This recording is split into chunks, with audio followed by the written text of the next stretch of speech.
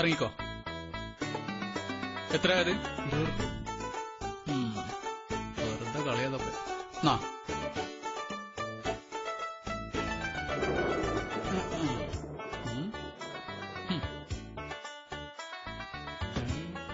ഇവിടല്ലേ? എവിടെ എവിടെ കടത്തിക്കണത്? എന്ത്? ഉമ്മാനെ. എന്തിനെ? നിങ്ങളെന്താ സിനിമ കാണാൻ വന്നിക്ക? ഉമ്മ മയ്യത്തായി കിടക്കുമ്പോ ഇമാതിരി കണ്ണി ചോരല്ലാത്ത വർത്താനം പറയരുത്. ഓളത ചങ്ങയ്യെ അപ്പുറത്തു കൂടെ നെടുങ്ങനെ നടക്കണേ. ഓ, ഈ സമയോൽപിതമായ അവസ്ഥയില് മൂക്കിൽ പഞ്ഞും വെച്ച് എവിടെങ്കിലും അടങ്ങി കിടക്കേണ്ട സമയത്ത് ഈ ഉമ്മ പുറത്തിറങ്ങി നടക്കുക? ഇതെന്താ ഇടപാടാ? നിങ്ങൾക്കൊന്ന് പറഞ്ഞു കൊടുത്തൂടെന്ന്?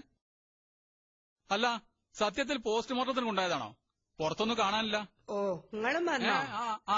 അത് ശരി. അപ്പൊ ബാക്കിയുണ്ടല്ലേ? വിഷമിക്കണ്ട.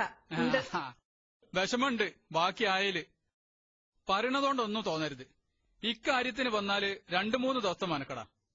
അങ്ങനെ എത്ര വരവായി. It is very genius. വളരെ മോശം. നിങ്ങൾ മയ്യത്തായിരുന്നെങ്കിലേ ഒരൊറ്റ ദിവസത്തെ മനക്കട് മതിയായിരുന്നു. പിന്നൊരു കാര്യം, അറിയാത്ത പണിക്ക് നടക്കരുത്.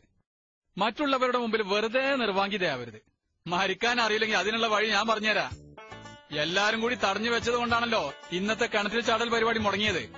അടുത്ത പ്രാവശ്യം അതുണ്ടായത്. ഒരൊറ്റ കുറച്ചിലും ഒരൊറ്റ ചാട്ടവും. പിന്നെ തിരിഞ്ഞു നോക്കണ്ട. പിന്നെ തൂങ്ങിച്ചാവാനാണെങ്കില് പണി തീരുന്നത് വരെ ഒരു മനുഷ്യനോട് മുണ്ടിപ്പോരുത്. വിഷം കുടിക്കാനാണെങ്കിൽ അതിൽ കുറച്ച് പാലും കുറച്ച് പഞ്ചാരയും കുറച്ച് അണ്ടിപ്പരിപ്പും കുറച്ച് മുന്തിരിയും വേണമെങ്കിൽ കുറച്ച് ബൂസ്റ്റും കൂടി കലക്കിക്കോളി. Boost is the secret of my allergy എന്നാണല്ലോ.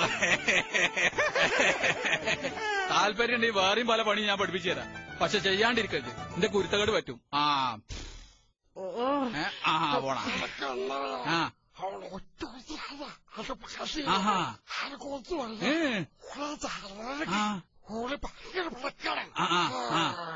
എന്തൊക്കെയാ പറയണത്? എനിക്കൊന്നും മനസ്സിലായില്ല. പറഞ്ഞത് എളാപ്പായതുകൊണ്ട് കൂനിട്ട് തന്നെ. എളാപ്പാ, നിങ്ങൾക്കറിയോ എന്റെ മനസ്സിൽ വിങ്ങണ കാൽപ്പനിക ഗതിഗതം? ഇവിടുത്തെ ഉപ്പാന്റെ മരണശേഷം നമ്മളെ കുടുംബത്തില് പിറുപിറന്നുള്ള ജനലല്ലാതെ മരണം വല്ലതും നടന്നിട്ടുണ്ടോ? എത്ര നാളായി ഒരു മരണം കൂടിയിട്ട്. ഇന്നെങ്കിലും അത് സാധിക്കും ഞാൻ കരുതി. പോട്ടെ, പ്രതീക്ഷക്ക് വക നൽകി വേറെയുണ്ടല്ലോ ഇവിടെ പല ആളുകളും. ആദ്യം ഞമ്മളെന്നാവും ലടാപ്പ. എളാപ്പ നിങ്ങൾ ചൂടാവില്ലേ, അതൊക്കെ ശരിയാവൂ. പിന്നെ ആലിക്കുട്ടിയാ മോനെ, എളാപ്പ കഴിഞ്ഞാൽ പിന്നെ അടുത്ത ചാൻസ് ഞമ്മക്ക.